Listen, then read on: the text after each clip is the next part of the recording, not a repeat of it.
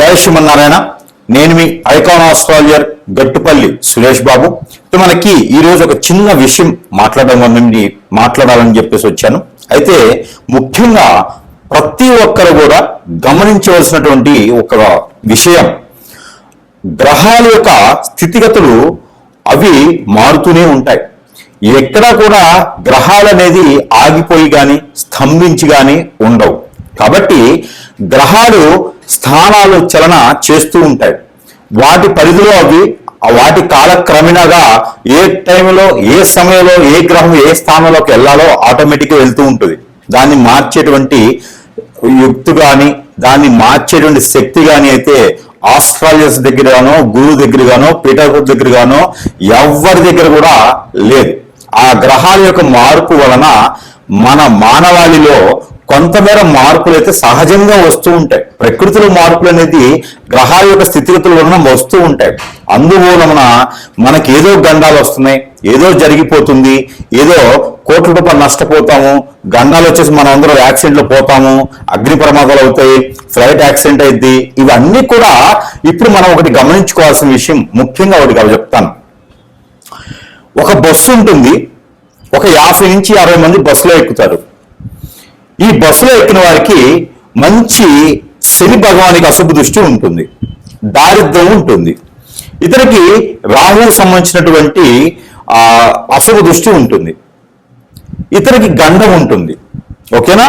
ఇతనికి ఒక గండం ఉంది. ఈ గండం ఉన్న వ్యక్తి 60 మంది ఉన్నటువంటి బస్సులో లేదా 45 మంది ఉన్నటువంటి బస్సులోకి ఎక్కున్నాడు. ఎక్కున్నప్పుడు ఇతని డ్రైవర్ ఎవరైతే ఉన్నారో ఇతను బస్సు ఎక్కినటువంటి డ్రైవర్ కి శని భగవాన్ యొక్క అశుభ దృష్టి కాదు, శుభ దృష్టి బాగా ఉంది. అతనికి ఈ పూజలు యజ్ఞ యాగ హోమాలు జపతపాలు చేసుకోడు. తన వృత్తిని నమ్ముకొని ప్రతినిత్యము కూడా ప్రతి నిమిషము కూడా వృత్తికి నమస్కారం చేసుకొని, నా వెనక చాలా మంది ఉన్నారు, నేను చేసేటువంటి డ్రైవింగ్ చాలా పర్ఫెక్ట్గా ఉండాలి, జాగ్రత్తగా ఉండాలి, నా వెనక వాళ్ళు ముందు వాళ్ళు చాలా జాగ్రత్తగా వెళ్ళాలి, గమ్యానికి తీసుకెళ్ళాలి వీళ్ళందరని చెప్పి ప్రతిరోజు కూడా ఉదయించే సూర్యుడికి నమస్కారం చేసుకుంటాడు. తను ఎక్కినటువంటి వాహనానికి నమస్కారం చేసుకుంటాడు. చేసుకొని ఎక్కేసి మనస్ఫూర్తిగా తనకి ఆత్మ సంతృప్తితో మనస్ఫూర్తిగా తను ఉండి బస్సు డ్రైవ్ చేస్తూ ఉంటాడు. ఆ బస్సులో దారిద్ర్యం ఉన్నప్పటికీ కూడా ఎక్కడైతే గమ్యం ఉందో ఆ గమ్యానికి చేరువలోకి వెళ్తాడు. ఎందుకంటే తనకి నడిపేటువంటి డ్రైవర్కి అదృష్టం ఉంటుంది, లేదా పక్కన కూర్చొని అదృష్టం ఉంది కాదు. ఆ గండం అనేది తనకి తప్పిపోయింది. తను ఏం పూజలు హెగ్ర యాగాలు ఏం చేయడు. సేమ్ ఇదే స్టోరీ. అదే వ్యక్తి ఏదైతే శని భగవాన్ అశుభ దృష్టి, రాహుకేతువులు అశుభ దృష్టి, చాతపడి ఇప్పుడు బ్లాక్ మ్యాజిక్ వసీకరణ అన్ని అయిపోయేసి జాతకంలో చూసినప్పుడు గండం ఉంది అని చెప్పేటువంటి వ్యక్తికి అతను మునుపటి రోజున లేకపోతే మునుపటి మాసంలో అంటే వెనకపోయినటువంటి మాసంలో యజ్ఞ యాగ హోమ జప తప ఎన్నో రకాలటువంటి దానాలు ధర్మాలు ఎన్నో రకాలటువంటి పుణ్య కార్యక్రమాలు చేస్తున్నాడు. ఇదే బస్సు డ్రైవర్ సేమ్ ఇదే దానిలో ఉంటుంది. ఉండగా అతను గండాలు తప్పించుకోవడానికి చేసినటువంటి లక్షల రూపాయలు ఖర్చు పెట్టి యజ్ఞయాగాలు చేయించుకున్నాడు. ఈ వ్యక్తి దశలు బాగాలేని వ్యక్తి, నక్షత్రాలు బాగాలేని వ్యక్తి చేయించుకొని అదే బస్సు ఎక్కి ఉన్నాడు. ఇక్కడ ఉండే వాళ్ళకి సేమ్ అదే అదృష్టం ఉంటుంది. వాళ్ళు ఎలా ఉన్నారో అదే స్థితిగతుల్లో ఉంటారు.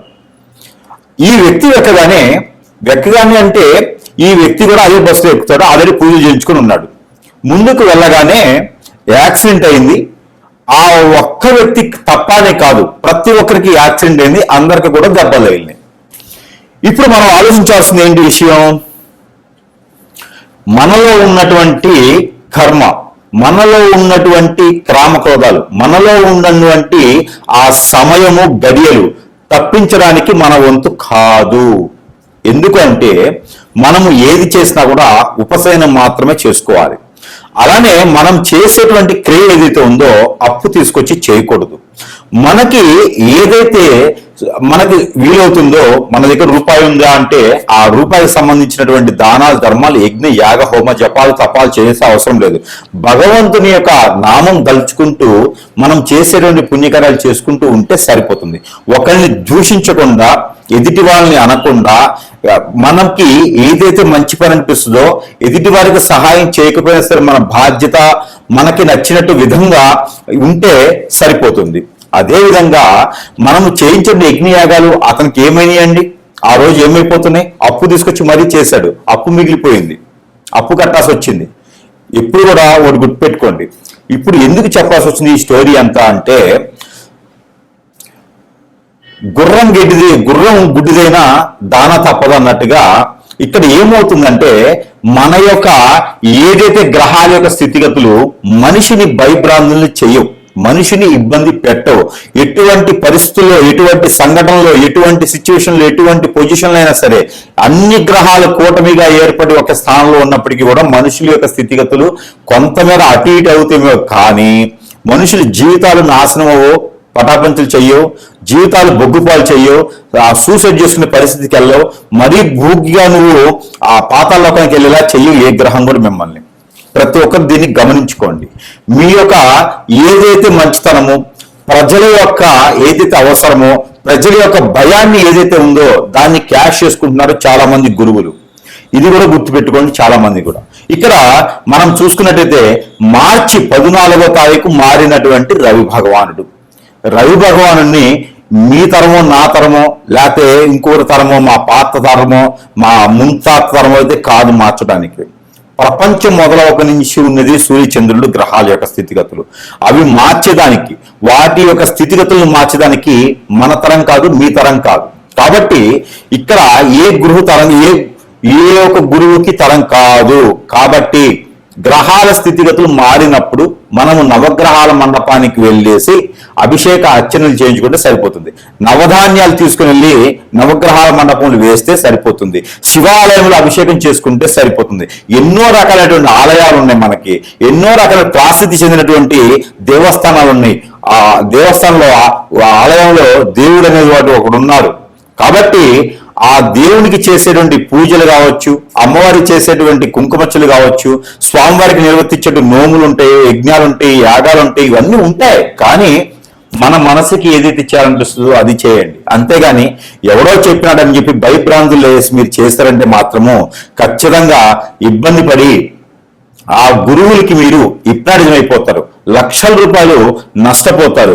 మీరు ఆల్రెడీ వ్యాపారంలోనో, జాబులో లేకనో ఏదో సమస్యలతో కొట్టుమిట్లాడుతూ ఉంటే మళ్ళీ లక్షల రూపాయలు పెట్టి పూజలు చేస్తూ ఉంటే ఎట్లయితుంది? ఒకడు వస్తాడు కిరీటం పెట్టుకొని 11 ఉంగరాలు పెట్టేసి నడుముకి బెల్ట్ కూడా, అది వడ్రానం పెట్టుకొని వస్తాడు. వచ్చేసి నా దగ్గర స్టోన్లు తీసుకోండి మీకు అష్టైశ్వర్య ప్రాప్తి కలుగుతుంది అంటాడు. నేను 10 లక్షలు ఇస్తా, నెల రోజులు కాదు సంవత్సరం వెయిట్ చేస్తా, నన్ను చేయమని చెప్పండి. ఇలాంటివన్నీ బోగర్స్ మాటలు విని ఇబ్బంది పడకండి. మీరిచ్చే డబ్బులతో వాళ్ళు బాగుపడతారు తప్పితే మీరు బాగుపడేదానికి కానీ, మీరు ముందుకెళ్లేదానికి కానీ లేదు. స్వచ్ఛందంగా, ఇష్టంగా, అందరూ దేవుని మీద ప్రేమతో చేసేటువంటి గురువు లేరు. ఖచ్చితంగా మీరు అందరూ గుర్తుపెట్టుకోవాల్సిన విషయం ఏంటంటే, మిమ్మల్ని అందరినీ గురువులనే పేరుతో మోసం చేస్తున్నారు, వేషధారణతో మోసం చేస్తున్నారు. ఇకపోతే మీరే గమనించుకోవాలి, ఇది మంచి గురువు ఎవరా, చెడ్డ గురువు ఎవరా, ఇన్ని లక్షల రూపాయలు ఈ పూజకి హోమానికి అవుతున్నాయా, దీని తర్వాత తాత్పర్యంలో మనకి పని అవుతుందా లేదా, ఇవన్నీ కూడా గ్రహించుకోండి, గమనించుకోండి. మీ దగ్గర తీసుకున్నటువంటి డబ్బులతోనే గురువులు వారు చేసేటువంటి పని ఏమిటంటే గనక మిమ్మల్ని ఎట్టినట్టు ఏం చేసి వారు చుట్టూ తిప్పుకుంటున్నారు. ఇవన్నీ గమనించుకోండి. మరొకటి, ఇక మార్చి 14వ తారీఖు మారినటువంటి రవి భగవానుడు. ఈ రవి భగవానుడు కుంభరాశి నుంచి మీనరాశికి వచ్చాడు. ఓకే, ఏమిటంటే అయితే మీనరాశి నుంచి ఏప్రిల్ 14వ తారీఖు మేషరాశిలోకి వస్తాడు. ఏంటి అయితే దీని వలన యజ్ఞాలు చేయాలి, హోమాలు చేయాలి, మీకు గండాలు ఉన్నాయి, ప్రాణభయం ఉంది. ఎవరు చెప్పాడు? ఏది పంపించమని చెప్పండి, ఎంతమందిని పంపిస్తారో? ఇవన్నీ కూడా బోగస్. మన జాతకంలో ప్రతి ఒక్కరికి శని బలం అనేది ఖచ్చితంగా ఉంటుంది. ఆ శని బలం పెంచడానికి ఎవరి తరం కాదు, తగ్గించడానికి ఎవరి తరం కాదు. గ్రహాల యొక్క స్థితిగతులు మారుతూ ఉంటాయి. అవి మారినప్పుడు శనీశ్వరుడి దగ్గరికి వెళ్ళేసి తైలాభిషేకం చేసుకోండి, సరిపోతుంది. అంతేగానక ఏదైనా మీరు దానం చేసేయండి, సరిపోతుంది. 10 మందికి అన్నం పెట్టండి, సరిపోతుంది. పేదవాళ్ళకి, పేద విద్యార్థులకి, వికలాంగులకి, అంగవైకల్యులకి, అలానే వృద్ధులకి ఎంతో మందికి ఉన్నారు, వారికి మంచి చేయండి. ఆరోగ్యం బాగాలేక ఎంతో మంది ఆన్లైన్ డబ్బులు లేక ఉండిపోయి ఉన్నారు, మరణించే వాళ్ళు ఉన్నారు, వారికి దానం చేయండి, అన్నదానం చేయండి, వస్త్రదానం చేయండి, అలానే మీరు ప్రాణదానం చేయండి, విద్య దానం చేయండి. అంతేగాని బోగస్ మాటలు చెప్పేటువంటి గురువుల్ని ఎప్పుడు కూడా మీరు నమ్మకండి. గురువుకి కాలికి నమస్కారం చేయకండి, గురువుకి పాదసేవ చేయకండి, గురువుకి పాదాలకు అభిషేకాలు చేయకండి.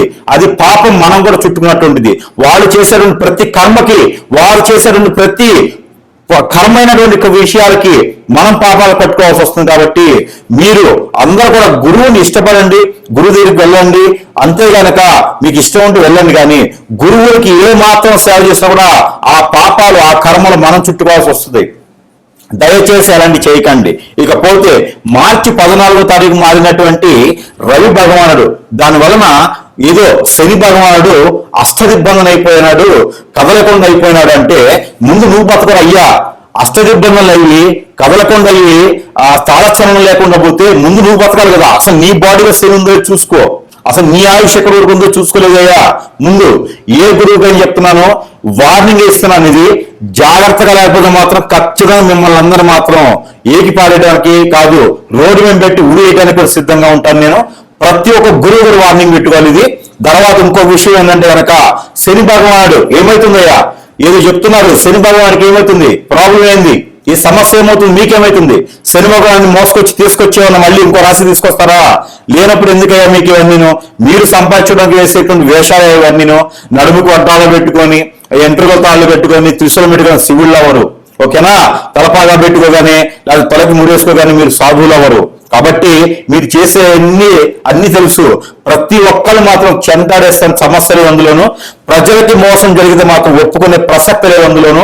మరొక విషయం ప్రజలు గుర్తుపెట్టుకోండి, ఇలాంటి బోగస మాటలు విని హోమాలు, యజ్ఞాలు, యాగాలని చెప్పి వెళ్ళి డబ్బులు పాడు చేస్తున్నట్టు మాత్రము మిమ్మల్ని కాపాడే నాదుడు ఎవ్వడూ లేడు. శివుడి దగ్గరికి కాదు, మళ్ళీ ఆ శివుడి దగ్గరికే వెళ్ళాలి మీరు ప్రార్థన చేసుకుంటూ. మనకి శక్తి పీఠాలు, అలానే మనకి అష్టదిశ శక్తిపీఠాలు, అలానే మనకి ఎన్నో రకాలైనటువంటి దేవాలయాలు ఉన్నాయి. వాటన్నిటి దగ్గరికి వెళ్ళి పూజలు చేసుకోండి. ఆల్రెడీ నిర్మించిన దేవాలయాలని, మన పెద్దలు నిర్మించిన దేవాలయాలని, వాటన్నిటి దగ్గర పూజలు చేసుకోండి, సరిపోద్ది. కానీ ఎవడో వస్తాడు, దానికి దశమహావిద్యులు అని చెప్పేసి మందు మాంసం పెడతా అంటాడు, దరిద్రం ఉన్నప్పుడు వాడు మనుషులు అది ఇంకేమన్నా. వీళ్ళని గురువులుగా చెప్పుకోవాలి మనము. వీళ్ళని పూజించడం మళ్ళీ నేను మాట్లాడాల్సి వస్తాను ప్రజలకు. మళ్ళీను అందరూ కూడా చాలా జాగ్రత్తగా ఉండండి. ఇకపోతే 14వ తారీఖు మార్చి మాసంలో మారినటువంటి రవి భగవానుడి వల్ల శని భగవానుడికి వచ్చిన నష్టం లేదు, మనకి ప్రాణ భయాలు లేవు. ఆ శని వల్ల మనకేదో అయిపోతుంది అని కాదు. ఇలాంటి దరిద్రం ఉండకూడదు చెప్పుకునే గురువులు చేసేటువంటి పనికి, లేదంటే మన మీద వ్యసనంతో, రందితో, కుళ్ళుతో, కుతంత్రంతో మనం ఎదుగుతున్నామని ఇష్టం లేకుండా చేసేటువంటి హిప్నాటిజం, బ్లాక్ మ్యాజిక్, వశీకరణ, బాణముఖి, భానుమతి, యక్షిణి విద్యలు ఉంటాయి. ఇవి శని భగవానుడితో, రవి భగవానుడితో, లేకపోతే శుక్రుడితో, బుధుడితో, గురువుతో సంబంధం లేదు. దరిద్రం ఉండా కొడుకులే చేస్తారు, అలాంటి వారు చేపిస్తారు. మన ఎదుగుదల ఇష్టం లేకుండా మనం హఠాత్తుకుపోవాలి, మనం నాశనం అవ్వాలి, మనం అష్టదిబ్బత పాలవ్వాలి, మనం ఏ పని చేసినా ముందుకు వెళ్ళకూడదని చెప్పి చేపించేటువంటి వారు, చేసేటువంటి వారు, వారి వల్లనే మనం నష్టపోతున్నాము. వాటికి విరుగుగా మనం మంచి గురువు దగ్గరికి వెళ్తే వారికి సరైనటువంటి రీతిలో మనకి జరిగినటువంటి నష్టానికి ఆ సరైనటువంటి పద్ధతిలో చేసేటువంటి విధానం ఉంటుంది. ఇది అందరూ గమనించుకోవాలి సుమి. అంతే గనక ₹1,00,000 పెట్టి యజ్ఞయాగాలు, ₹1,00,000 పెట్టి కామాఖ్య దగ్గర పూజలు చేయించకూడదు. ఏదైనా ప్రేమపూర్తిగా వెళ్ళి చేయించుకోండి. అంతే గనక ఏదో గురువు చెప్పాడని హోమాలు చేయించడం కానీ, యజ్ఞాలు చేయించడం చేయకండి. దానివల్ల మీకు సరిగా చేసే నాదుడు లేడు. దానివల్ల చెప్తా ఉన్నాను, హోమాలకి నేను వ్యతిరేకం కాదు, కానీ సరిగా చేసే నాదుడు లేడు. కాబట్టి ఎవరు సరైన గురువు, ఎవరిని ఎంచుకోవాలి అని చెప్పేసి ఖచ్చితంగా మీరు దాన్ని చూసుకోండి. ప్రతి గురువు విప్లవం చేస్తున్నారు ఈ రోజుల్లో, గమనించుకుంటూ ఉండండి. ఇంకా చాలా ఉన్నాయి వెనక, అవన్నీ కూడా ఒకటోటిగా వస్తాయి బయటికి. ఎవడెవడు ఎక్కడ చేస్తాడో తెలుస్తుంది, అన్ని కూడా బయటకు వస్తాయి. కాబట్టి ప్రజలు అప్రమత్తంగా ఉండండి, జాగ్రత్తగా ఉండండి. ఈ తాలిబాన్స్ కన్నా కూడా చాపకన నీళ్ళ తయారయ్యారు గురువులు, డ్రగ్స్ కన్నా కూడా ఘోరంగా తయారయ్యారు వారు హిప్నటిజం. కాబట్టి ప్రజలు అప్రమత్తంగా ఉండండి. ఇక్కడ కుంభరాశిలో ఉండేటప్పటి గ్రహాలు కావచ్చు, రాహుతో ఉన్నటువంటి బుధుడు కావచ్చు, చంద్రుడు కావచ్చు, ఎవరున్నవారు మీకు ఒరిగే నష్టం లేదు, పోయే నష్టం లేదు. గ్రహాల వల్ల మీకు ఎప్పుడు కూడా ఏ ప్రాణ నష్టం కానీ, ఆస్తి నష్టం కానీ, అనుకో నష్టం కానీ, భార్య భర్త మధ్య దూరం కానీ, పిల్లల పెద్ద మధ్య దూరం కానీ, జాబ్ రాకపోవడం కానీ, ఇంకో సమస్య కానీ గ్రహాల యొక్క స్థితిగతుల వల్ల మీకు రావు రావు రావు. కాబట్టి మీరు అప్రమత్తంగా ఉండండి, గురువుల దగ్గర చాలా జాగ్రత్తగా ఉండండి. మీరు చేసేటువంటి ప్రతి క్రియ కూడా డబ్బులు పెట్టేసి లక్షల రూపాయలు వదిలించుకుని చేయకండి. ఆలయాలకు వెళ్ళండి, దేవస్థానానికి వెళ్ళండి, ప్రతినిత్యం దేవునికి కాపాడుకునేలా పూజించుకోండి, మీరు నమస్కారం చేసుకోండి, అర్చన అభిషేకాలు లాంటివి చేసుకోండి. ఇంకా కూడా కావాలంటే కూడా జపం చేసుకోండి. మీకు మీరుగా దేవస్థానంలోకి వెళ్ళి అమ్మవారికి, స్వామివారికి సమర్పించుకోండి ఏదైనా సరే.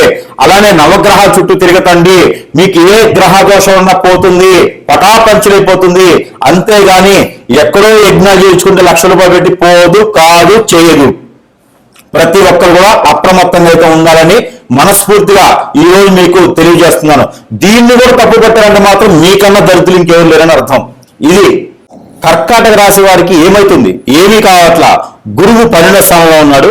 మీనరాశిలో శనితో కూడినటువంటి రవి భగవానుడితో పాటు శుక్రుడు ఉన్నారు. దీంట్లో మళ్ళీ కుంభరాశిలో వచ్చేటికి రాహుతో బుధుడు ఉన్నాడు. ఏమవుతుంది దీని వలన? ఏమీ కావట్లా. కుజుడు కూడా అక్కడే ఉన్నాడు. గురువు వచ్చేసి మీకు 12వ స్థానంలో ఉన్నాడు మిథున రాశిలో. దీనివలన మీకు 2వ స్థానంలో కేతు ఉన్నాడు. దీనివల్ల గ్రహస్థితి ఏం మారుతుంది? గ్రహస్థితి వలన ఏ ఒక స్థానంలో ఉన్నప్పటికీ కూడా మీకు దానికి సంబంధించినటువంటి ఇబ్బందులు కొంతమేరే ఉంటే దానికి సంబంధించిన దానాలు చేసుకోవచ్చు, దానికి సంబంధించిన పూజలు చేసుకోవచ్చు. ఆలయాలు చాలా ఉన్నాయి మనకి ఈ రోజున.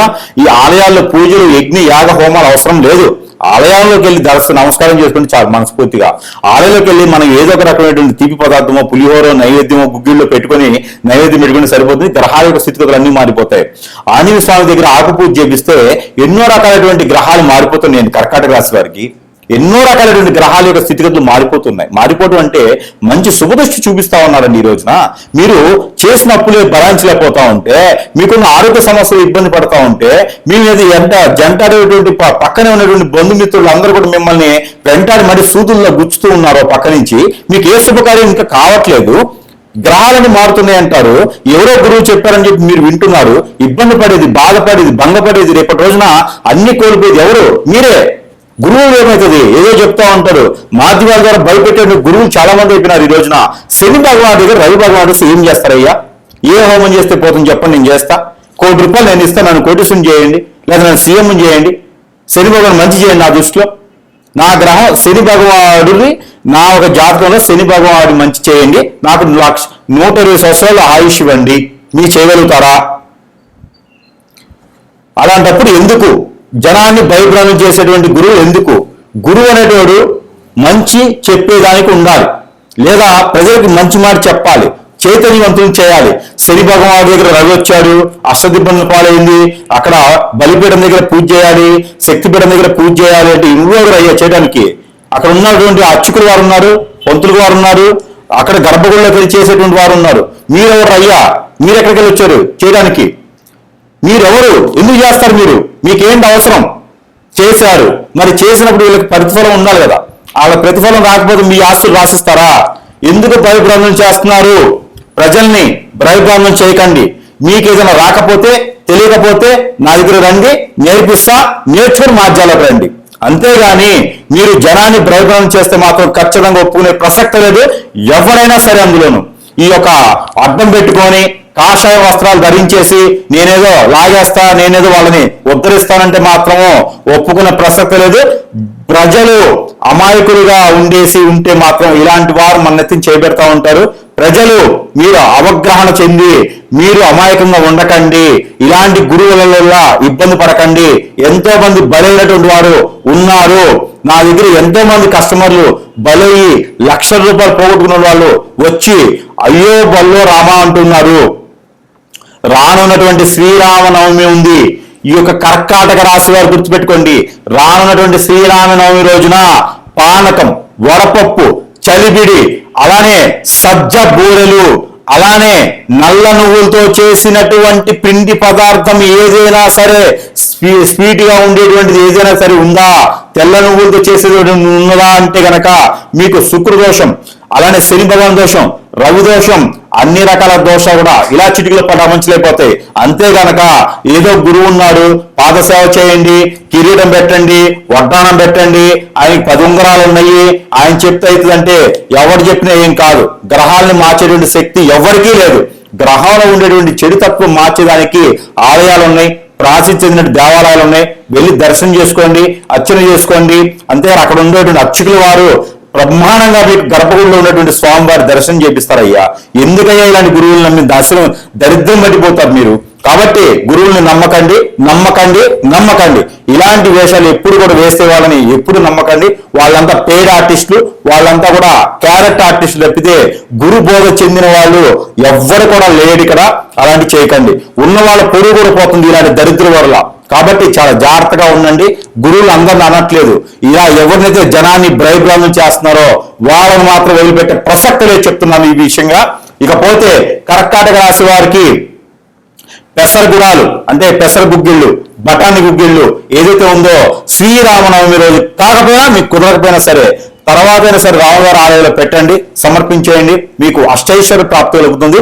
శని భగవాన్ అశుభ దృష్టి, గురు భగవాన్ అశుభ దృష్టి, కేతు భగవాన్ అశుభ దృష్టి, రవి భగవాన్ అశుభ దృష్టి తొలగిపోయేసి మీకు జాబులు కావచ్చు, విజయశాలం కావచ్చు, పెళ్లి కావచ్చు, జాబులో వెసులుబాటు కావచ్చు, ఆరోగ్యం కావచ్చు, ఆర్థికం కావచ్చు. ఎవరికి డబ్బులు ఇవ్వకండి, సొంత వ్యాపారాలు పెట్టుకోండి, కానీ పార్ట్నర్షిప్ వ్యాపారాలు పెట్టకండి. మీకు మీరు జాగ్రత్తగా ఉండండి. మీ పర్సనల్ విషయాలు ఎవరికి షేర్ చేయకండి. చాలా జాగ్రత్తగా ఉండండి. అమాయకంగా మీరు ముందుకెళ్ళారని మాత్రం మీరు ఎత్తిని చేయబెట్టి మిమ్మల్ని నాశనం చేసి ఇబ్బంది పెట్టి అష్టదిబ్బంది చేసి మీరు ఏ దానికి పనికిరకం చేస్తా ఉన్నారు. కాబట్టి చాలా అప్రమత్తంగా ఉండాలి. చాపక నీళ్ళ తయారయ్యారు దరిద్రం ఉన్న కొడుకులు, అలానే తాలిబాన్ కళ కూడా ఘోరంగా తయారయ్యారు. కాబట్టి చాలా జాగ్రత్తగా ఉండండి.